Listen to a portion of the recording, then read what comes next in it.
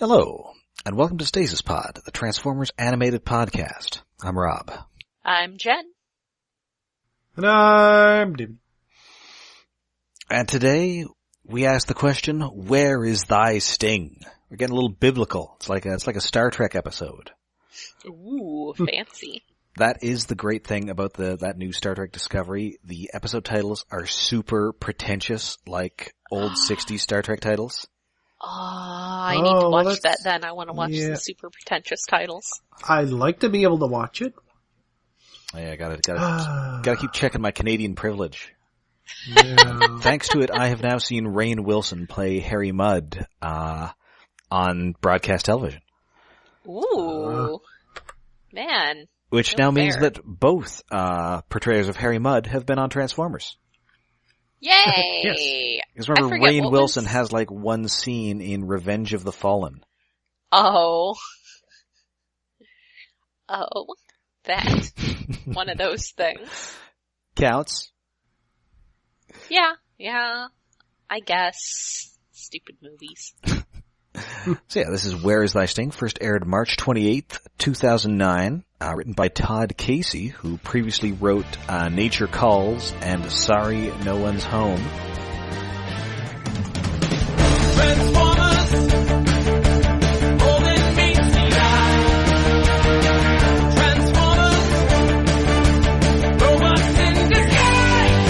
Autobots wage the battle to destroy evil forces of the Decepticons.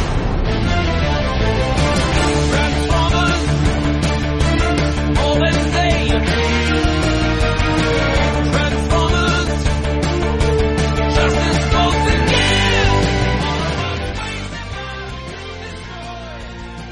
And we open in space. Sentinel Prime and... Where no one can hear you scream. Yes. Sentinel Prime and Jazz are on their ship. They are they're still on the hunt for Wasp. So it is a really pretty recolor of an Omega Supreme style ship. Yes. It's very nice. I like their ship a lot. I want to live on it. I think they call it the Steel Haven. Oh, what is that? That rings a bell. That was the ship from that Fort Max and Blaster, maybe? I think just Fort May. It was the one from the Headmaster's comic series that went to Nebulos, or Nebulon, whatever they called it in the comics. That was a good ship. It's a good ship. I approve. Yes. You might say you ship it. I do. I ship a lot of things lately. Anyway, they had a call. We are going to talk about Thor Ragnarok. See, they get a call from Long Arm Prime, so he's all, hey, I'm just gonna be totally chill about this, guys, but it looks like you're getting close to Earth, and I super told you not to go to Earth ever, and to tell me if you're going to Earth, and there's definitely not something that I don't want you to know about Earth, but you should definitely call me before you go there, and also not go there, and also, hi, it's me, Long Arm Prime. He's the least chill about it, oh my god. Super panicky. It's almost cute. I mean, if he weren't a cycloptic murderer. Well, secretly. Yeah. Yes. But luckily they're apparently on like a party line, because Ultra Magnus just slid to their DMs here to say, hey, Longarm, we're sorry we didn't tell you, but we didn't want to tip off Wasp, because remember, they still believe that Wasp is like this Decepticon criminal mastermind, and not like a deranged, pitiable shell of a man. Oh. So, because they know that Wasp is on Earth, and he's not going to where the Decepticons are, he's going to the Autobot base. Yep, he is making a beeline for the Autobot base. Wah, wah. That's a joke out of B movie.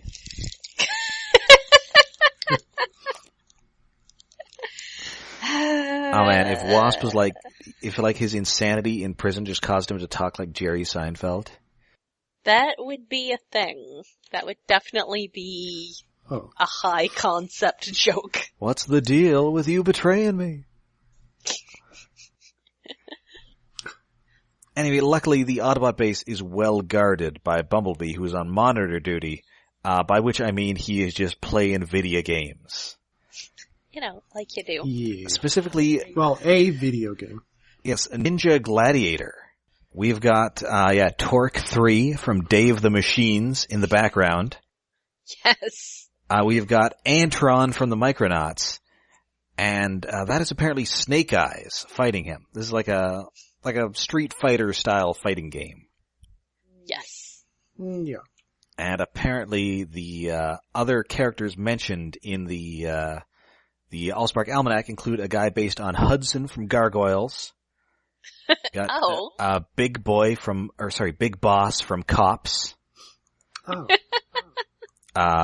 Somebody from SWAT Cats. Yes. Yeah, it's the, cat lady from the later season. Yeah, Cat Lady. Got Slaughter Steelgrave from Starriers. Yay! Which, I love that name so much. That's such a I good am name. annoyed he hasn't come back. Like, he should be a Decepticon. You got a guy He's based the on somebody best from, freaking name. from Superbook, which is I think a Bible thing. What? Ask Okay. David Willis about this. Miles Mayhem from Mask. Nice. Yay! Currently back in comic books. Turbo Teen. Turbo Teen. Turbo And- Teen is best forgotten. And Hideous Giant Brain Guy, who is in one issue of the UK Transformers comic. I love Oh, Turbo Teen because when I try to explain it to people who weren't actually alive back then, they always think I'm making it up. It is nightmarish.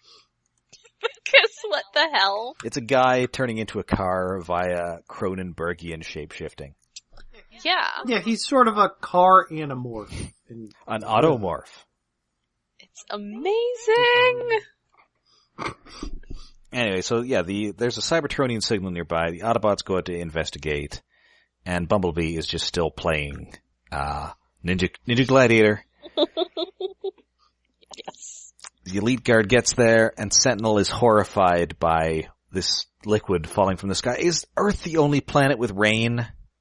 Apparently. Or at least, with him, it's like he could just be making a big deal out of it because he's a jerk. Yes. or maybe he just doesn't go on that many planets. Like, maybe the spider planet was the last time he was on a... Yeah, the last time I was on a non-dead planet, it metal was just full of world. spiders, and they ate my girlfriend, so, this isn't happening. But Jazz is there, and Jazz just kind of... hates other planets now. Yes. But Jazz is totally cool with it, because Jazz is kind of cool with everything. Yeah. He's a cool kind of guy. He's chill. So, back at base, Bumblebee's still playing his video game, the power goes out, the emergency lights come on, and there is Wasp. Dun dun! And he is super terrifyingly crazy. Well, Talking in third person kind of crazy. I mean, talking like Scott McNeil's Waspinator crazy.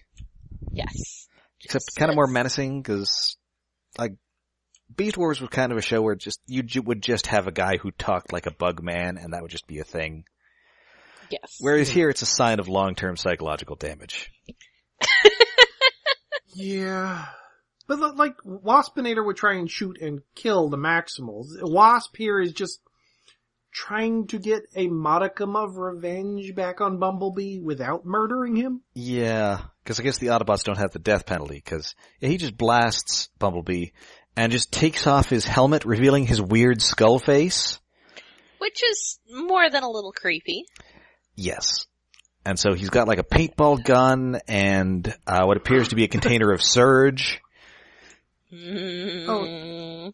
No, it's the formula from, Reanimator. No, Jeffrey Combs is on the next show. Oh, right. And there actually is an episode where he experiments with like green stuff. Yes! It's so good. I love that. And what should the note have read, Dan? Ravage dead, details later? Oh.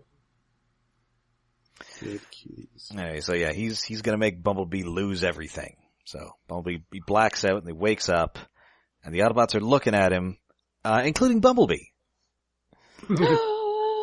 Except Bumblebee's got his face mask on, and his eyes are pink. Yes, and he Yeah, sounds which- kind of weird, Because indeed Bumblebee has been repainted green. He's been kit bashed.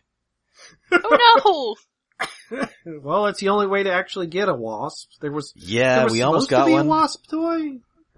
Although, Like, I think it actually was, like, on the card back, like, it was a code Yes, it cell, was. I think, on something else. it was called Fugitive Bumblebee, and it still had the Bumblebee head. Well, it's close Oh. enough. Yeah, close enough. Yeah. We never got it. It's not Fugitive Bumblebee. So, I mean, it isn't quite the same mechanism, but Bumblebee has been superior Spider-Man. Oh Yeah. no. Oh yeah, it is kinda is.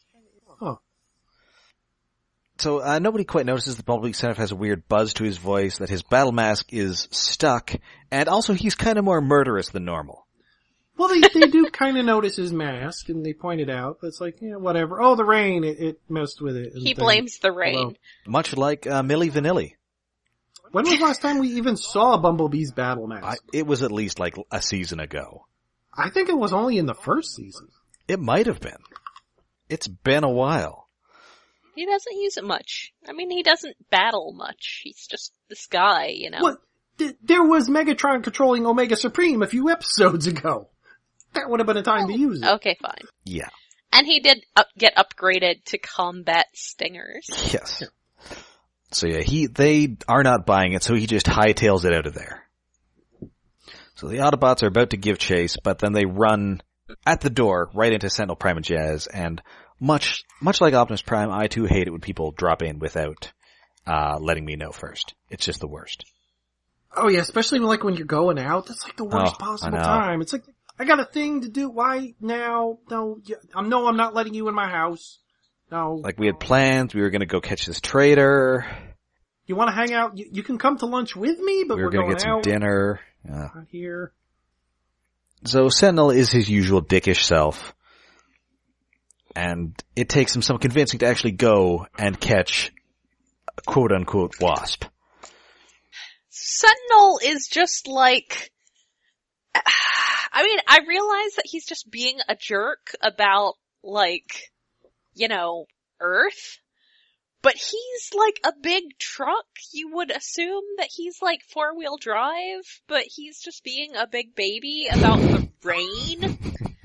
Like, really? He will not turn, even despite being instructed to do so, he will not turn into the skid. Yes. He says that's stupid. Yes. And meanwhile, Wasp, I mean Bumblebot, I mean Bumblebee, will stay here. Again, no wonder you guys have such trouble with Long Arm. I mean, he's at least basically sane. Well, to be fair, Bumblebee is kind of scattershot to begin with. This Yes, is but he's not a weirder than normal gibbering Bumblebee. lunatic. He doesn't it's a refer to step himself beyond. in third person. And if he does refer to himself in the third person, he usually comes up with the right name on one try. Yeah. He's not well. This guy is not well. No. And speaking of things that aren't going great, Shockwave is back on Cybertron. He's really trying to call Megatron, because he's pretty sure he's about to be exposed, and he would really like him to maybe give him a hand here. Yeah. You know, I'm just gonna have to do stiff myself, and, I don't want to do that. So, we're back on Earth. Optimus and Ratchet are indeed saying that, hey, Bumblebee is kinda weird. What's the deal with that? And now it's time for the episode to sell some toys. Yes, it is kind of, okay, it is very to sell toys. Yep. We've got 2 jets, and of course those can't be Autobots, because Autobots can't fly. Yeah, No. everybody knows this. This is established, like, truth. Yep. So we've got a fire guy, that is Jetfire, voiced by Tom Kenny. And we've got like a wind ice guy, Jet Storm, voiced by Phil Lamar. And My precious boys! indeed Jetstorm kind of has like a head shaped like the Viacon, which is cool. Yeah.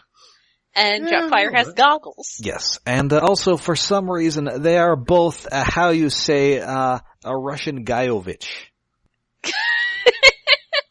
Yeah, I think there was a reason why weren't they like gymnasts or something Oh, I guess on that makes Cybertron? Ah, I thought they Like were they're just Russian like gymnasts. farmers on Cybertron. I thought they were just like, yes, yeah. we have been working so hard on Energon Collective.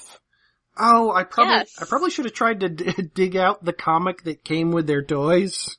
Yeah, And we'll do reread that on that. our comics episode if that happens, when we can all dig up our stuff. Yeah. yes. But yes, I will have my comic. yeah, they came in a 2-pack, and I detailed their origin. Yes. And I believe, wasn't that written by like Marv Wolfman? I think it was Marty I think it was Eisenberg? Marty Eisenberg. And it was supposed to be released as part of the IDW comic, animated comic series, but then it was not, because it didn't work out with the timing release. Alas. Hmm. But yeah, they got a whole pack-in backstory. It was pretty exciting. Yeah. So anyway, they have a bit of a fight. They get, we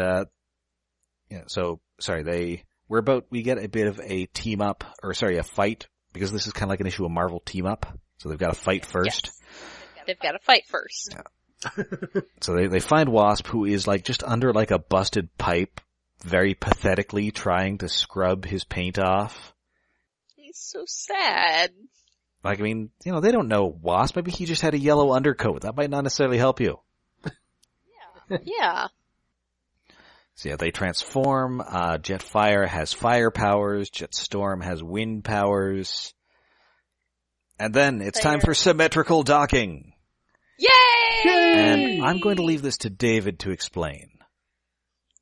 Yeah, I don't think it was actually confirmed as a direct reference, but it pretty much really, really is. Back in Gal Gaigar, there are multiple robots that are like, well, one of them's a fire truck and what's the cooling one? A crane or something. There's a bunch of things that are all named after like dragons like Ho-Ryu and Enryu and something. Well, it's or more other. just that they're like elemental term dragons. Yeah, cause there's later Chinese ones that show up. Anyway, there's two robots that are brothers, and they combine vertically.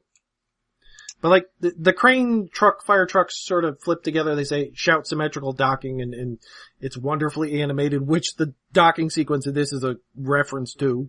Yes. Not quite as well drawn, but it's fun, and they just sort of flip upside down and become one giant robot, and shout their combined robot name. Which Yes. is, Tenryu? Or, wait, what's the combined one? I can't remember. Usually like Choryugen. Oh, Choryugen. Oh yeah, Tenryu is the girls from Final, I I think so. Anyway, as you were saying that they're brothers and it sounded like one of those improvised Rick and Morty episodes. Morty, they're brothers and they combine and they're robots. It's symmetrical docking, Morty. Oh yeah, and admittedly, Choryugen isn't the most inventive name, since it basically means Super Dragon Man.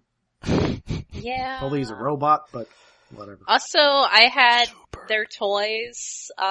So those who are like old school BotCon people, there's this, dealer named David Coloni Neji, and he would have like awesome stuff that was just like someone had found cases of in a warehouse somewhere, and he would have them really cheap, and that's how like 90% of the fandom supply of Pyro and Clench from late G1, early G2. That's where they came from. And at some point he had gotten a hold of some of these that were in like Korean packaging, and had them pretty cheap. I want to say that I paid like $20 each for them, and ended up selling them a couple years ago for $200 each. Ooh. To someone who was very happy to have them, and actually who I ended up following on Twitter after that. But yeah, that, they are very cool toys. And I highly recommend them if you have several $100s. Or if you want a cheaper version, Jetfire and Jetstorm are also reasonably cool. Yeah. Oh, wait, what is their combined mode called? Their combined mode is called Safeguard. It would make more sense if it was called Firestorm, but then also DC Comics would sue them. Yeah. We call it Storm Fire? That's probably still too close. Their name is, hey, what do we have a convenient trademark for lying around? Okay, that'll work. Yep. Jet Blast. Call him Jet Blast. That's the most generic Transformers name ever. Fire Blast. Yeah. More memorable than Safeguard. I guess. Fire Blast. Anyway, the Sentinel arrives and explains, oh yeah, we built these guys, re-engineered them from technology we stole from Starscream when they had captured him. Yeah, so they just have like Seems Starscream dubious. robot DNA or something. Yeah, you know. Starscream robot DNA. Yeah. There was some more about that in the comic. Yeah. I do think it's kind of neat how this stuff like ties into that. Like that is clearly more canon than most. But yeah, it's a thing. So, back at Autobot base, Wasp is trying to be Bumblebee by slacking off and playing video games, and I'm just wondering, is he like just planning to be Bumblebee forever? Maybe he is. Maybe he just figures he's Bumblebee now. Yeah. Because he's like going through the Autobots like files so he can like find out all the stuff that Bumblebee did so he can like do the whole, oh, if you're Bumblebee, then who's in the Society of Ultimate Villainy? Yeah. So he's becoming a single yellow robot? Yes, he is. So Bumblebee is becoming increasingly desperate, so much so that he like raids a hot dog cart and just starts smearing himself with mustard so that he can be yellow. It's a clear mistake because he's using brown mustard. That's It's not Dijon gonna mustard. work. That's not going to work. No. He tried. He gets angry at the cart, picks it up, and Prowl shows up and shouts, "Put down the hot dog bot!" Which, I don't know why, that made me giggle. But hey, but then Bumblebee finally does the whole, hey, if I'm Bumblebee, how else would I know that I totally knocked a big tower on, that you totally knocked a big tower on Sentinel Prime, and then I took the blame for it. And so then Bulkhead is just adorably overjoyed. There's squeaky noises as he bounces up and down about it. It's Yes. Yeah, very cute. And he makes squeaky noises every once in a while for the rest of the episode, which is adorable, but Bulkhead is so big. What is on him is making those squeaky noises as he hops around? He was so overjoyed he actually stepped on a couple of people. Oops. And that's just the noise he's making as they become increasingly two-dimensional. With his giant, colossal weight. That's not good. And also this is, unfortunately, they are then spotted by the Jet Twins, who then assume that Prowl and Bulkhead must also be traitors. Yes, Bulbous One and Cycle Motor. Yeah, I believe they call him Bulbous Green One. Because they know Spick of the English. No, well, and so they're adorable, extra though. suspicious, because I guess they've been trained by Sentinel to be paranoid weirdos. Yes. They have had Well, I excellent think dick training. being trained by Sentinel is really, that says it all right now. Like maybe They give were Jazz that job, guys. He's very chill. Yeah, he's a good guy. Because indeed, as they're driving later, Jazz admits that he kind of just tunes out half of everything Sentinel says. To which Prime replies, only half?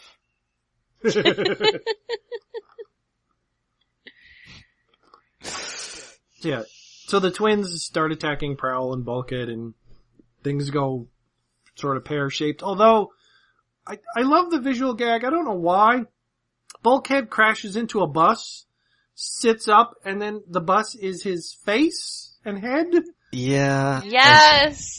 And Just- there's big it's- eyes. It's a ridiculous visual, but so adorable. And he's like that for like, I don't know, the next few shots. And also at one Before he point, eventually comes one of the Jet Twins like transforms to robot mode and rides the other like it's very Sky Surfer Strike Force. Yeah, that was my thought too. He's kind of using him as a surfboard. Fun fact, one of the characters from that show was a guy who threw boomerangs and was named Sore Loser, like SOAR. Oh, why? Why? Ew, no. Because that show was terrible. That's, yeah. Yeah. So that doesn't even have anything to do with boomerangs. I mean, I think he might have also been, that show was definitely dubbed in Canada, so I think he might have been Scott McNeil. Yeah, I know Scott McNeil was somebody there. It kind of, well, it would make sense if he was the boomerang guy. I'm sure Scott McNeil was somebody. If it was in Canada in the 90s, Scott McNeil was in there somewhere. I'm reasonably sure the main lady was Venus Terzo. Of course. And then I think the she was. main bad guy was Richard Newman. Ooh. Because Rhinox was like the one non-evil character he ever voiced. Aww. He was also M. Bison. Yes! Oh, yes, yes, he he was. And He he was was, great. that kind of Saddam Hussein guy on G.I. Joe Extreme.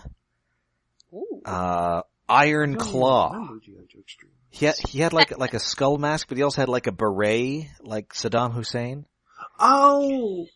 Also was he like a M. Saddam Bison. reference? Oh yeah, gee, he just Huh. played a lot of like pseudo-fascist dictators and also Rhinox. Who later became a fascist dictator. Dun dun dun. Yeah. Oh. Yeah. Like that's just what happens if you sound like Richard Newman. Yeah. That's how it goes. That's how things pan out. Anyway, oh god, I can't believe I spent like 2 minutes talking about Sky Surfer Strike Force. Anyway, Bushead. That's a Bulkhead- Patreon episode that hopefully will never happen. Oh no. There's so many other stupid things we could watch. That would be more fun. And that is even robot related. We'd probably be further ahead watching, I don't know, Bots Master. Oh no. Yes! Oh, I've opened Pandora's box. Oh no. Or is it Pandora's box? Oh. No. Let's watch something better. Can we at least watch Bionic 6 or something? Oh, suicide. I think I got rid of all my VHS tapes, so I would not have any Bots Master I'm sure it's available, on I'm afraid. Oh, thank goodness. Oh, yeah. Anyway, so everybody's finally there. Everybody's just kind of yelling at each other. Bulkhead, for a while, is just kind of holding Bumblebee like an action figure. Yes, it's very cute. And Bulkhead just finally explains, this is definitely Bumblebee. Stop being a dick. And before that, I guess, before he realizes that, we get, some sort of angry Bulkhead who, oh no, sorry, no, that comes later, never mind. Because Bulkhead hates Wasp. Which, I mean, that's reasonable. Yeah, I mean, even now that he knows that he wasn't the traitor, he was just an asshole. Yeah, he was definitely bullying Bulkhead. He was still an asshole, though. Yeah. So yeah, we get, everybody goes back to the plant. Wasp is still insisting that he's the real Bumblebee. Oh. And Yeah, after, I forget who says it, it's like, oh no, it's Sentinel that says it, arrest them all and let Ultra Magnus sort them out. yes.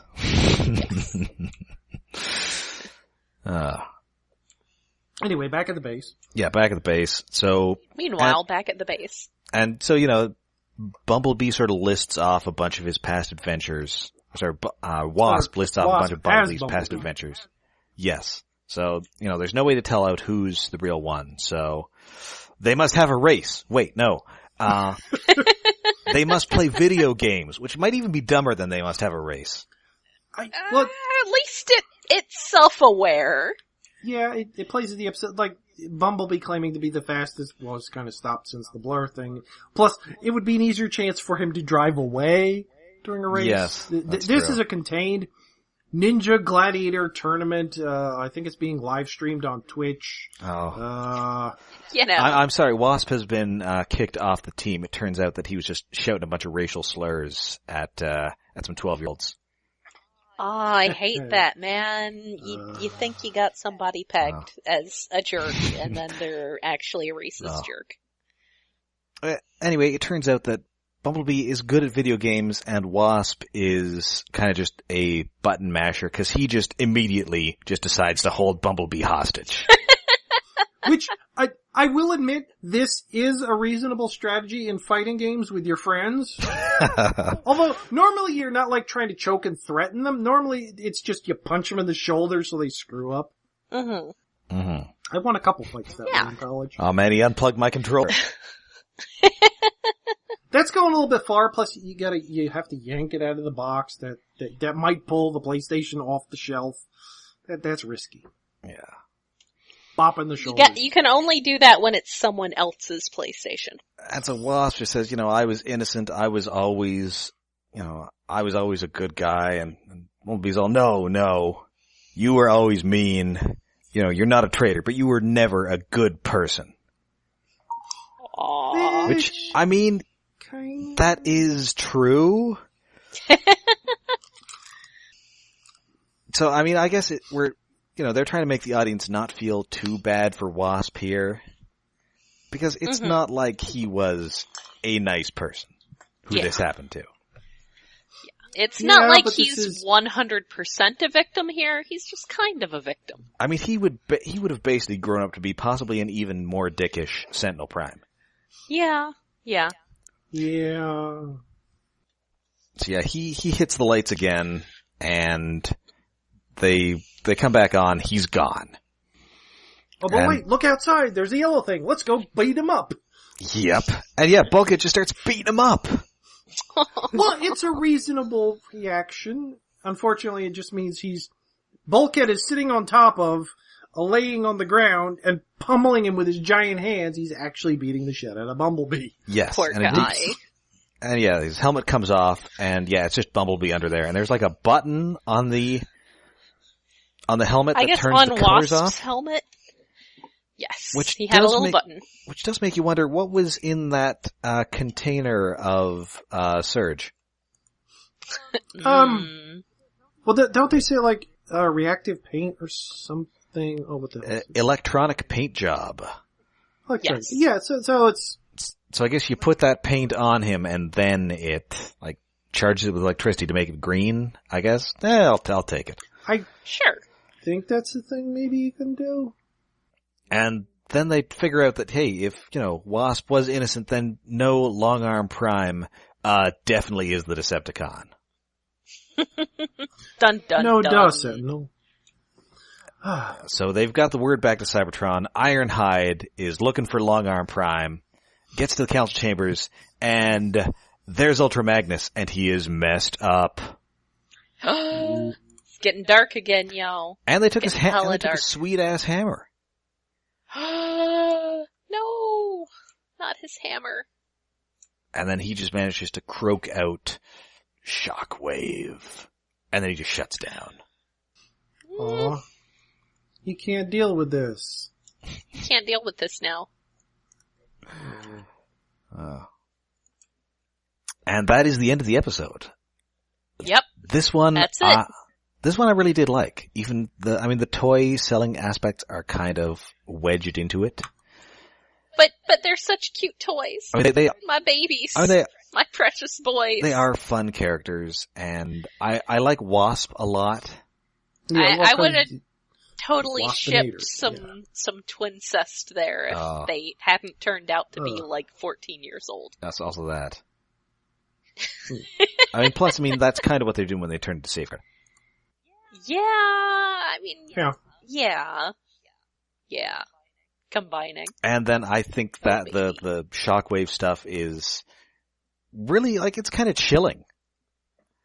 I really like everything they end up doing with Shockwave, even when he is a hilariously terrible actor. Yes. And It's more Which he is. It's more interesting than last episode where the two halves just were disconnected. This time, yes, it weaves together the stories. Mm-hmm. No, and Sentinel Prime is one of my favorite characters in the show, and I just love him being a hilarious asshole. Yes. He is definitely that. Yeah. And so, yes, that is the end of Where Is Thy Sting? But we will be back next week with a special celebrity guest star when we face down the 5 servos of doom. Dun dun dun, all ya ninjas. Wait, Oh my.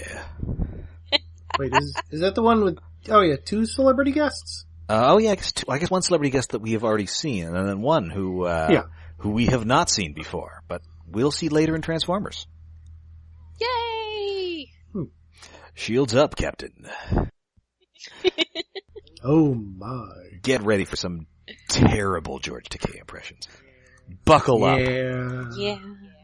Yeah. Lock on that signal and fire.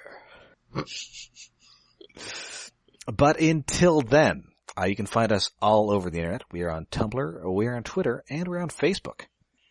And we are hosted by iaconunderground.net, where we have a Patreon set up to help with our hosting and other costs. That is at patreon.com/iaconunderground.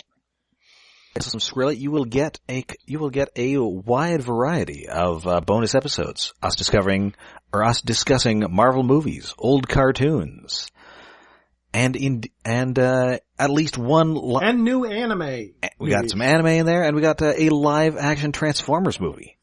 Do you want to hear us? Hear us talking for way too long about The Last Night? That's right. We can do that. For the price of like a third of a cup of coffee a month. Yeah. And hey, I work at Starbucks now, so yeah, that's like a fifth of a cup of coffee. Yeah. Ooh, cup of coffee in the big time. Like you'll get a glass of ice water and you'll like it for $1. Get a fifth of a pumpkin spice latte. They don't even you don't get the pumpkin or the latte. They just give you like a little pinch of spice in your hand. Yes. You get like a little bit, it's really just orange food coloring. You just get a little orange food coloring. Little orange food coloring and some nutmeg. Yes. And then maybe some sort of beverage that they color with beetles. You just get the beetles. Just a handful of living beetles. I have not had to give out any living beetles, fortunately. I mean, they don't actually make it there, although it would be cool if they did. It would be cool. Anyway, until next time, I'm Rob. I'm Jen. And I'm David.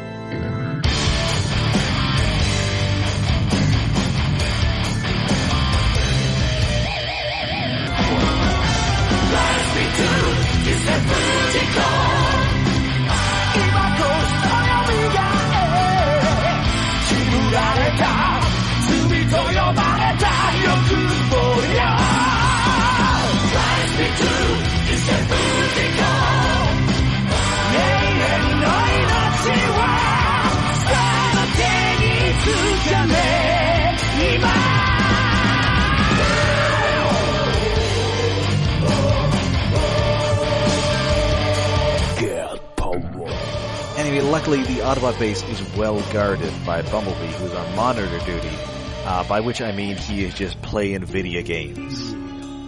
Well, a video. Specifically, yes, a Ninja Gladiator. Oh, guys, I'm real sorry. I need to cut us off for a second. Rigby's not doing too well again. I need to go take care of him for a few minutes. I'm sorry. Talk amongst yourselves for a little bit.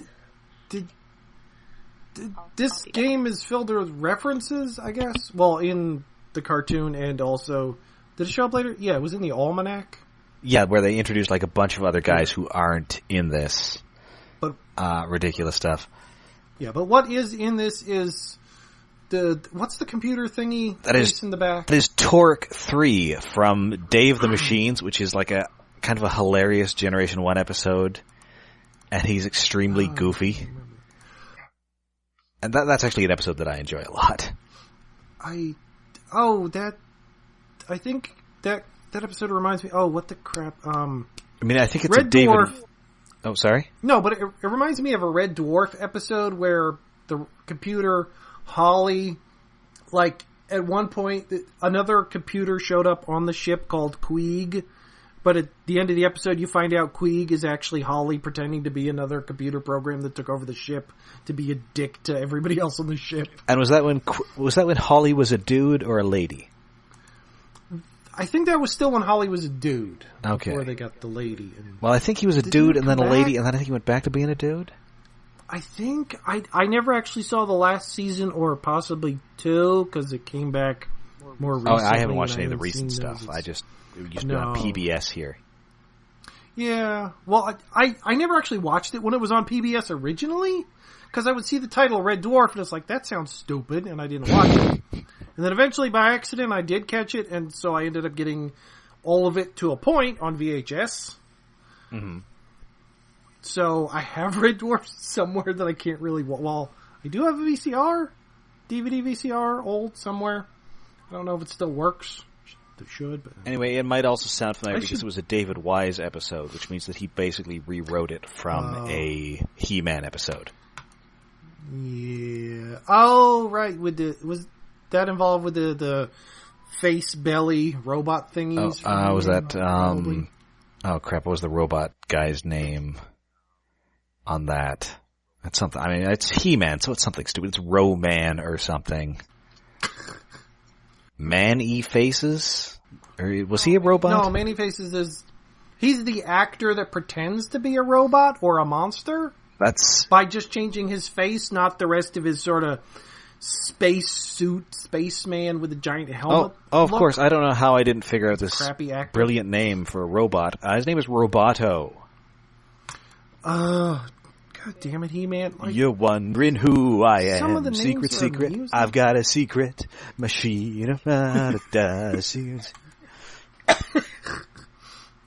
He-Man names are somewhere between stupid and good all the time. No, they're like Skeletor. It's Skeletor. I mean, it's fine, but it's just he's a skeleton, and we just changed the end of skeleton to Skeletor. Yeah. We changed a letter.